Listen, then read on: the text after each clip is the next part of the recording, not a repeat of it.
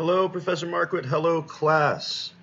We're moving into milestone 3. So in this milestone, I needed to build Tim Schafer's Jokerama. That is our third game in our fictional game jam.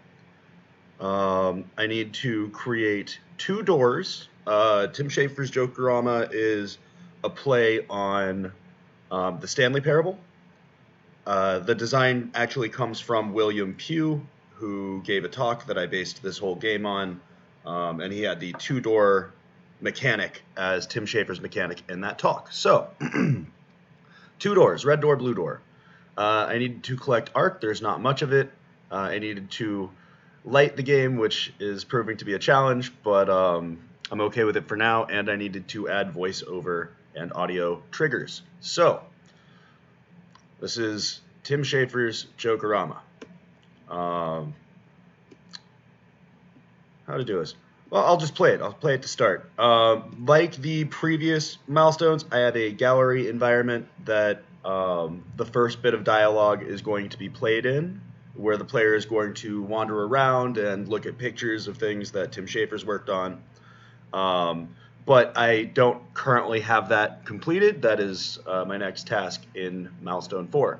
So, in the meantime, the audio from that environment will play first, and then we will go through this game. So, without any further ado. Valachek knew he had finally found what Gabe was looking for, so he ran up to Gabe's office and loaded up his game. Gabe played Chet's game, shook his head disapprovingly, and walked out of the building. Chet was stunned. Valachek chased Gabe all the way to his car before Gabe would even speak to him. Video games as a medium require choice. Perfect game design is giving your players the ability to make meaningful choices in your games, Gabe said. You've made a game that is essentially just click to read a script. That's not a conversation, it's just boring. As Gabe continued to rip into Chet, he didn't realize someone was listening. Hiding in the bushes close by was none other than legendary game developer Tim Schafer. Schafer knew about Chet's game and heard Gabe's feedback and took off running. He found his team, deleted their project, and set to work on a new game, Tim Schafer's Jokerama. Now, unfortunately, the Jokerama exhibit is currently undergoing renovations, so I can't take you all the way through it. But the game was built around a choice the player had to make, the jokes resulting from that player's choice. It was simple, it was effective, and it was a conversation between the designer and the player. Schafer had done what none of these developers could do. He gave players meaningful choices that impact their narrative. Gabe loved it.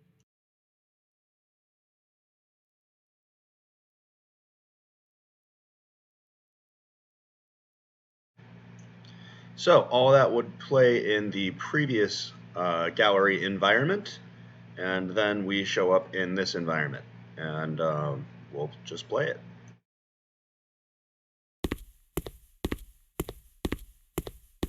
Now in this next room, the red door is broken. It will break the game if you walk through it. So, I need you to walk into the room and enter the door on your left, the blue door. Please don't enter the door on the right. That will break the game. I'm not kidding. Please don't go there.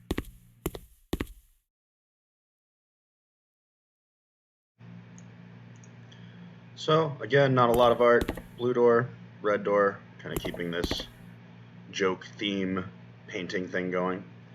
We have 2 doors.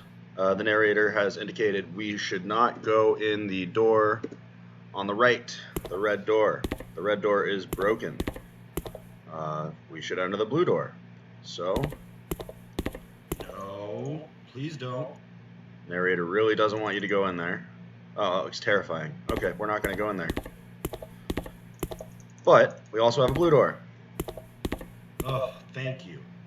I've had multiple players today try and walk through that red door, and it keeps breaking the game. And all I want to do is actually finish this tour. So, Gabe was very impressed with Tim Schafer, and upon reflection, added some of these ideas from all 3 of these games into some of his future projects, including Left 4 Dead and Portal, which Chet and Eric actually wrote on both of those games.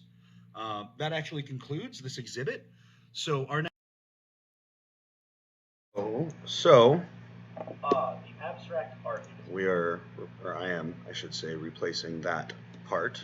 something from a game jam that I did that I do not like.